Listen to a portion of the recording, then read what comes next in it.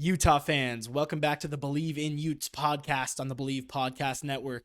I'm your host, Jake Popoff, talking, running Utes men's basketball again with you here today. What seemed to be a very disappointing end to an up and down season, only winning one game in the Pac-12 men's tournament in the final season of that tournament in Las Vegas and in the Pac-12. It's seeming like the NIT tournament might be that last spark and glimmer of hope, of light, and of good things to come from this 23-24 men's basketball season. Such a, again, just up and down season, right? We're going to have to say goodbye to guys like Branden Carlson, Gabe Madsen, probably Davon Smith. I guess he hasn't made an announcement either way. Still has another year of eligibility. But really, we're going to see a pretty completely different team next season, right? Only guys I can think of that are for sure coming back would probably be Kaba Keita, Luka Tarlac, Wilkins Exact, guys like that who maybe just haven't seen the court much. Hopefully Raleigh Wooster decides to run it back for another year as well, right? After, getting some rehab done to that injury, should be able to medical redshirt and return for another season as well. So just kind of saying goodbye to an era of Utah men's basketball, right? Kind of held down by the anchor Branden Carlson down there in the paint. He's been here for the last 5 years, and it's been just really, really awesome stuff to watch him go in there and compete since day one, right? Ever since he was a freshman, he was a starter. He was the biggest and baddest dude on that court, right? Getting, just making the 7'1" dunks that you would expect him to. We started to see Branden Carlson really develop and step into, break out of the shell that we knew he could be, blossom into the player that we knew he could become, right? As soon as he added the 3-point shot to his arsenal, and just really started to, put on a little bit of weight and get a little bit more athletic, we really started to see, okay, yeah, Branden Carlson is, an NBA caliber player. And it's been really just amazing to watch him play for this school and this program over the last 5 years. The kid's a definition Ute. My freshman year was 2019, same as his. And so all I've known as a Utah student, which I credit being a Utah fan to when I officially stepped on campus and became a Ute for life. But the whole time I've been a true diehard Ute for life fan of basketball, football, all things Utah athletics. Branden Carlson has been one of the faces of this program. So definitely going to be weird to say goodbye to him after this NIT tournament. But nevertheless, you can see that those dogs are hunting. These guys are, they're showing the nation that, hey, even though we didn't, our results didn't show that we're an NCAA tournament team on paper, right? Maybe we didn't get enough wins or we didn't get enough big wins, down the stretch and in the latter half of the season. We're a team that can go into a tournament and win a handful of games. Heck, if not make it to the championship game. Now, of course, that might be a little bit more unrealistic when we're talking NCAA tournament, playing against the biggest of the dogs. But our team is not leaving without a fight, right? These guys love playing together. Coach Craig Smith keeps mentioning that. He says these guys, they love being in the locker room together. They love stepping on the court together, going out and competing, and they weren't going to let, not getting into the big dance. They weren't going to let that stop them from still making a statement to close this season out. And you can see, and then it's evident, Gabe Madsen was going absolutely crazy in this past game versus Iowa. He had 32, 33, something like that, was splashing from anywhere on the court that he wanted to. I always mention it. Gabe Madsen hitting those circus threes. I mean, the circus threes were falling for him, right? He had a couple of heat checks that didn't go down, but it didn't matter. It didn't phase him. He just kept bouncing back. Every time he was getting the ball, he was splashing. So that was really fun to watch Gabe, have a really big game at the Huntsman. It was just a really fun environment to be at. I don't understand why these home games in this NIT tournament aren't more packed. I mean, I don't know why the Huntsman Center is at a quarter capacity when we're playing in a tournament. It might not be the big dance, but come on, fans, where are y'all at? Like, let's go to the Huntsman. Tickets aren't expensive by any means. And, now we're in the quarterfinals of this tournament thing. And we're at home again. That's 3 home games in a row. And we all know how the Runnin' Utes have been playing at home this season.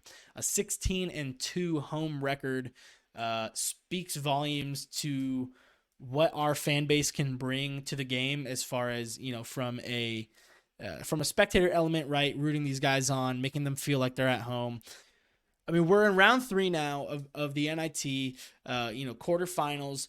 Just knocked down Iowa by, the whole game. There was never really a moment in that game where I felt like we were going to lose the game. Started off hot and just really kept riding that wave.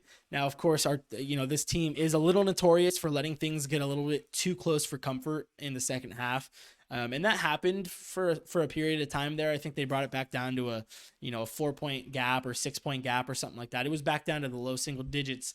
But then our guys just started rolling again, and it was all over from there. It was all downhill for Iowa, right? It was just a great game to be at, and I think that's one of those things where I really, like I said, I just don't understand how there's not more people at these games. And hopefully now that we are in the quarterfinals, facing up against VCU tonight, this is going to be uploaded on Wednesday, March 27th. The game's at 7 p.m. at the Huntsman Center, and chances are you can find tickets up until game time. And shoot, probably even after the game starts. If you don't have anything going on, at 7 p.m. tonight, be at the Huntsman Center for it's the last home game for this season.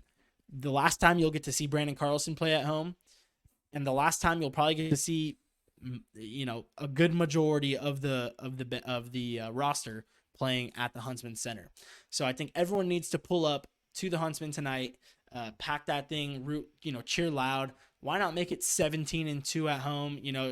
Your last home game of the year, last home game of your career for, again, guys like Branden Carlson. I just don't see any way that BC and some of those other guys are comfortable allowing their last home game ever to be a loss. I really can't see it happening. And especially if fans are there packing the place out. So again, not the big dance, but hey, it's really fun to watch these guys come together and say, you know what, we can still go and play against all these really notable schools and good teams, right? I mean, the NIT doesn't just take anyone who doesn't make the NCAA tournament. They're taking teams that have winning records, and they're taking teams that should have been good enough to make it to the big dance, but weren't quite there, right? I mean, that's exactly what the shoes that we're in. And, you see it with teams like Villanova. I mean, Villanova makes it to March Madness dang near every year.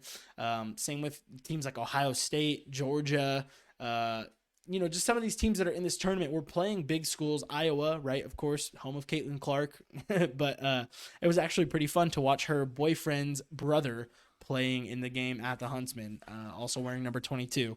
Anywho, that was a tangent.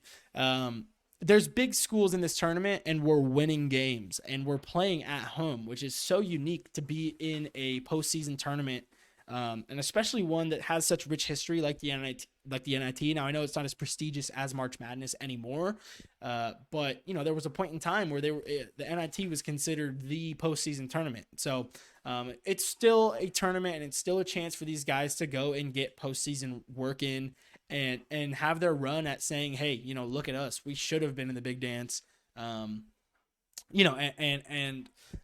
again, it's just super fun that we get to have these home games. And that's what, I missed the first round. I was out of town, so I wasn't able to go to the first round of the NIT. But I mean, going to the second round and I was sitting in the 10th row, and that was just, I just walked in and said, hey, the 10th row is open. I'm going to go sit down there because why wouldn't you? Like, this is, it kind of perplexes me when Utah fans don't show up to things, because I consider our fan base and the Utah community to be such to not be fair weather fans, right? I don't think, when our teams are doing well, of course, we're going to be the most passionate fans out there.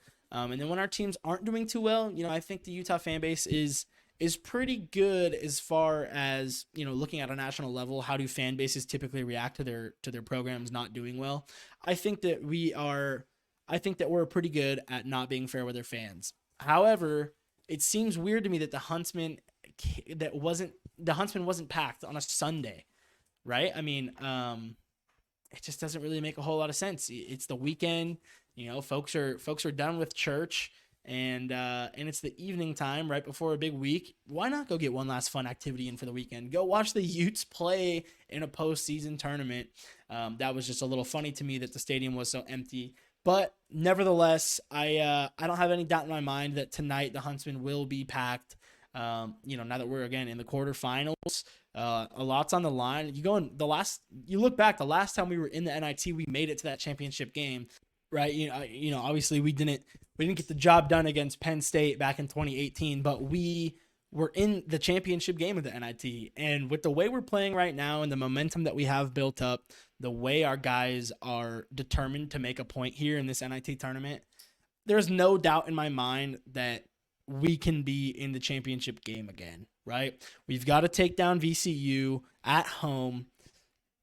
I don't want to say that's, I don't like jinxing things. I don't like, being overzealous and saying things that I can't really back up, but I don't see a way. I would just, I don't see a way that the Utes are going to let this game go against their favor. Again, the final home game in the Huntsman for a lot of these guys, the last time they'll play together at home. I mean, the emotional ties behind this game, coupled with the fact that we've already won two and we're determined to prove ourselves. It just tells me that we have to win this game. There's no doubt about it. You've worked too hard and you've done too many good things this season for it to come to an end losing to Virginia Commonwealth at home. You know what I mean? I really, again, I don't see how that could happen, but you never know. It's college athletics. Postseason is notorious for upsets. Obviously, March Madness is going on, and so everyone is already very well familiar with the upset game when it comes to the postseason. A lot of teams have certain things they're playing for. They have new fires lit inside of them to go and win big games and stuff like that. But I think looking beyond this round, the Utes now know, hey, if we win this, we're playing Indiana State. And then chances are, if we can beat Indiana State at the Hinkie Fieldhouse, we'll probably get either a Georgia, we'll probably have to face up against Georgia in that championship, maybe UNLV, depending on how UNLV takes down Seton Hall or not. But man, it's just really exciting stuff to see, and especially because it's at home. So I can't stress that enough. I really, really hope that the Huntsman is packed tonight. Again, 7 p.m. against Virginia Commonwealth, and that's a team that's doing pretty well. They're also playing very well. They're ranked fourth in the Atlantic 10 conference, the Atlantic 10. They have a slightly better record than us. I believe they're 24-10. Compared to our 21-14 or whatever now. Or I think they're 24-13, something like that. So, very comparable teams, I would say. But again, they have to come here. They have to come to the Huntsman, and our guys are just, you can tell they're fired up right now. And it's really exciting to watch guys like Davon Smith. How did I not mention this yet? Davon Smith with his fourth triple-double of the season. Unreal. That was electric to be there in person for, to watch him come down with that last rebound with under a minute to go. He went up for it, ripped it down with one arm and just absolutely football gripped it. And then, fourth double-double, should have been his fifth double-double. I keep going back to that first round of the Pac-12 men's basketball tournament when he was one assist away from his fourth triple double, and Craig Smith took him out with 2.5 minutes. And then, in the interview after that round, Craig Smith was like, oh, well, we thought about putting him back in, but that's usually when disaster happens. And, we don't want to risk him getting hurt. And I'm like, man, that would have been the first ever triple double in Pac-10 and Pac-12 men's basketball tournament history. He would have been the only one to have a triple double in that tournament. In the last year of that tournament ever. So it'll never have been done, right? Unless the Pac-12 magically reforms itself into a conference again in the following years. But I thought it was goofy, and it was a no-brainer that he should have been put back in that game to get that. And now he would have been at 5 triple doubles on the season. I mean, just unreal. But nevertheless, really fun to watch Davon get another triple double. The announcers always say it, everyone always says it, but he truly is a triple double threat every single night he's on the court, which is just insane to think about for college basketball. Him and Jason Kidd are the only two Pac-12 basketball players in history to have four or more triple double, or to have four triple doubles in a season. Literally, it's just Davon Smith and Jason Kidd. So when it comes to putting up numbers and showing the NBA, hey, I'm here. I might be 6 foot tall, and I might, I might not have the biggest draft stock, but did you not see what I just did? Putting up four triple doubles in the season. Come on, turning some heads. And again, knowing that Davon does have an extra year of eligibility because of the COVID season, I commented on the Utah Basketball Post saying if he comes back for another year, I would shave my head. And I will hold myself to that. I think if Davon wanted to run it back for one more season, and just really, go that extra mile to ensure that he goes to the league, that would be amazing. I think with the modern day of college athletics, well, I guess that can go two ways. With modern college athletics, with NIL stuff, it seems like the guy is making great money off brand deals and endorsements on the NIL side of things. So it seems like, if the NBA is still kind of a rocky, unforeseen, or, not guaranteed path, why not stay in college for another year and make another, X amount of dollars? Because that's exactly what guys like Cam Rising have done. That's exactly what guys like Brant Keithy, talking football purely. And same with Branden Carlson. Branden, his story was a little bit different. He went and tried the NBA route and was told, hey, go do it one more time and then come back, and you should be a guaranteed, making it to the league. But for a guy like Davon, I think it could go either way. The traditional route is leave college and go pursue your dream of the NBA before you risk, a career-ending injury, or before you risk, just not being able to go back to basketball or something like that. That's traditionally how guys have thought and how that thought process has gone down. But now with NIL being so prominent, and with these guys able to make a great deal of money while in college, if the league is not guaranteed after this season, I don't think it's the worst idea to stick around. You can, obviously if you're Davon, that the Utah fan base is very, very grateful for you. They're very fond of you. You have a family in the Utah basketball fan base and community. Why not stick around one more year and continue to bring those brand deals in and continue to get some NIL partnerships and stuff like that? But again, I don't personally really know what he's being told by NBA scouts. I think he'll probably do something similar to what Branden Carlson did last year, in the sense of going to the NBA combine without an agent. Because again, once you hire an NBA agent, it's over for you. You got to go, right? You can't go back to college once you've hired an agent, which is traditionally how it's been. I believe that's still the case. If that's wrong, please let me know. Send me a DM or comment or something like that. But as far as I'm aware, once you hire an agent to go to the NBA and to represent you to be pitched to teams, you can't come back to college. And so a lot of these guys, they go and they just give it a shot at the combine, and they say, hey, how do these coaches and these trainers and these guys that know the NBA and they know the business, how do they think I will fare, in the NBA draft this season, and do I have a chance at making it? So, we'll see with Davon. If he wanted to run it back, that would be amazing, especially because we saw what he was capable of doing in just half of a season, right? He didn't play the whole first half. And so we'll see. But again, it's really exciting stuff to watch him put up the 4th triple-double of the season, and shoot, another home game, VCU, can he do it again? Can he get 5? Shoot, why not at this point just go for 3 more, right? You win this game, you get a triple-double. You win in the semifinals. Sorry, I think previously I had said semifinals a couple times. I meant quarterfinals. We're in the quarterfinals. But hey, you go and you win this quarterfinal matchup against VCU, put up a triple-double, and then it's on to Indiana State in the semis. You get another one, and then shoot, we'll make it to the championship game, drop another one in front of a national audience, let them know who you are, go to the league, do what you got to do. But really exciting stuff to watch that go down at home. And again, I mean, Gabe Madsen was shooting the lights out. Branden didn't play a whole lot, I don't think, but when he was in, he was doing good stuff. Obviously the fadeaways, pulled up from three a couple times, hit a couple of those. Someone who I've kind of talked about in the past as uh, maybe a little bit of a hater, you could call me, was Hunter Erickson, right? I was just really saying, I don't understand why this guy is still playing so much. Maybe because it's a lack of depth or whatnot.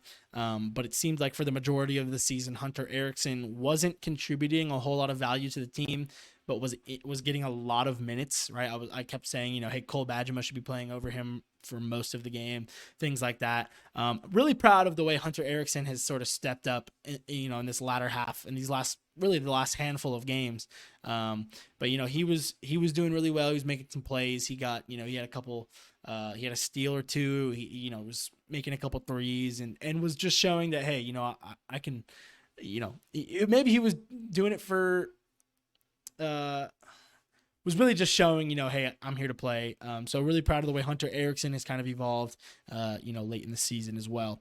But nevertheless, it's an exciting day today to see, what's on the horizon for this Runnin' Utes 2023-24 team. What can they accomplish now that, things have been such a roller coaster and such an up and down season? Can we go the yard? Can we go all the way and win the NIT tournament, which is it's still something to hang on a banner up in the rafters, right? It might not be the big dance, but we'd rather win a tournament than not be in a tournament at all, right? So at this point, really expecting the Huntsman to be packed tonight. Hope to see a lot of y'all there. I will be there myself. Exciting times. And say a little prayer, right? That last home game for these guys, we just got to pray that things go well. And then we're on our way to the semis, and we're on our way to closing this season out on a good note. So again, thanks for checking in. That's enough Utah basketball talk for today. We'll be back after this quarterfinal round, and I'll come check in with y'all probably after the semis, before that championship game, so we can kind of touch base, talk a little bit about that. We'll see. Depending on, I believe it's second week of April is that championship, first week of April, end of first week. So yeah, I'll talk to y'all right before that championship game, because it's, again, got to believe in Utes, got to make sure they get there, and you got to think positive thoughts and speak it into existence that these guys will be in that championship game. So as always, go Utes, believe in Utes. I'm Jake Popoff. Thanks for checking in. Talk to y'all soon.